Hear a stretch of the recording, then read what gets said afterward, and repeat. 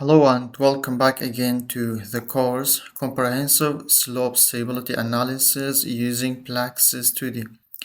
This is tutorial number 32, Effect of Adjacent strip foundation on slope stability using PLAXIS 2D.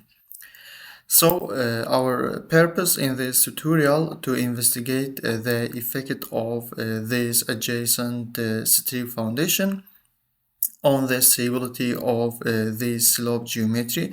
So this is going to be our example. We have this slope geometry and it contains of two soil layers. The bottom is a dense sandy layer and also the upper is a silty clay layer, and we will have a strip foundation, and also we will apply a surcharge load to this strip foundation.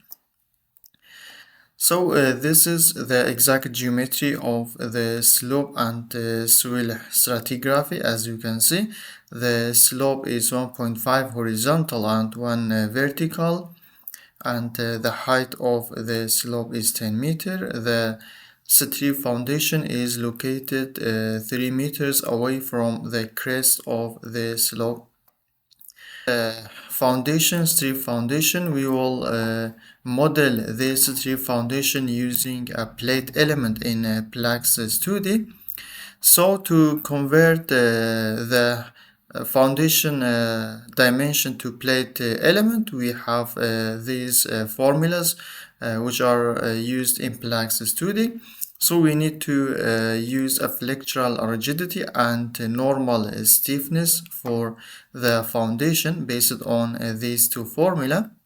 The flexural rigidity, elasticity times the modulus of elasticity equal the elasticity times h to power 3 times b divided by 12. So elasticity is the modulus of elasticity of the foundation, and the thickness is the thickness of the foundation, which is h.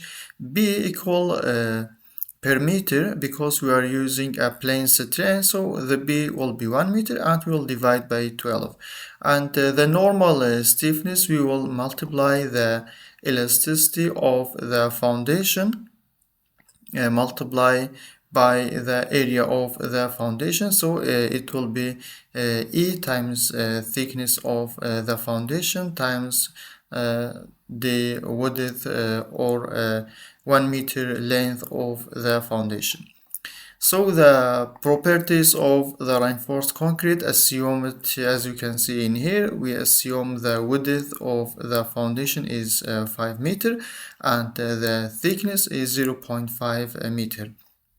And we will use a linear elastic.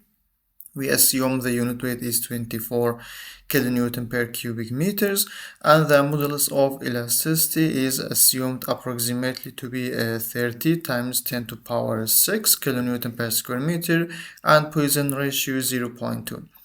So in case if we don't have this modulus of elasticity for the foundation, since it is a reinforced concrete, based on these two equations, it can be found, and the unit is in megapascal in SI unit, and also pound per square inch in imperial unit. So in SI unit, it's equal 4,700 times the square root of FC dash, which is equal the compressive strength of the foundation of the concrete at 28 days.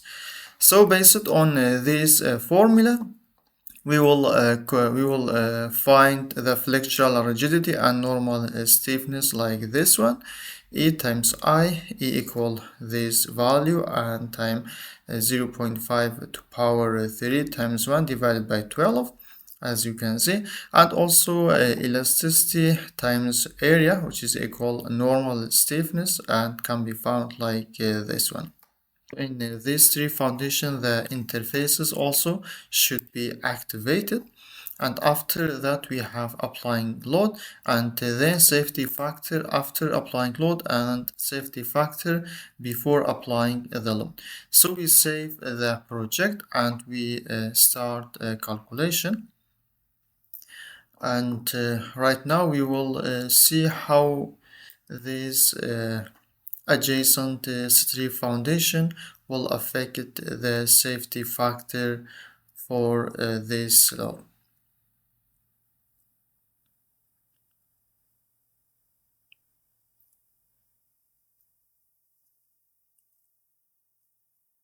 So as we can see, the calculations are finished. We can check the safety factor before applying the surcharge load. We click on this face and click on edit face. We can see the safety factor is about 1.8, which is equal 1.779, and the safety factor after applying the load, we can see the safety factor reduced to 1.515. Also, we can check the failure surface for this slope before applying the surcharge load and after applying the surcharge load. So we click safety factor before applying surcharge load and click on view calculation results. So we can see this is a deformed shape of the problem.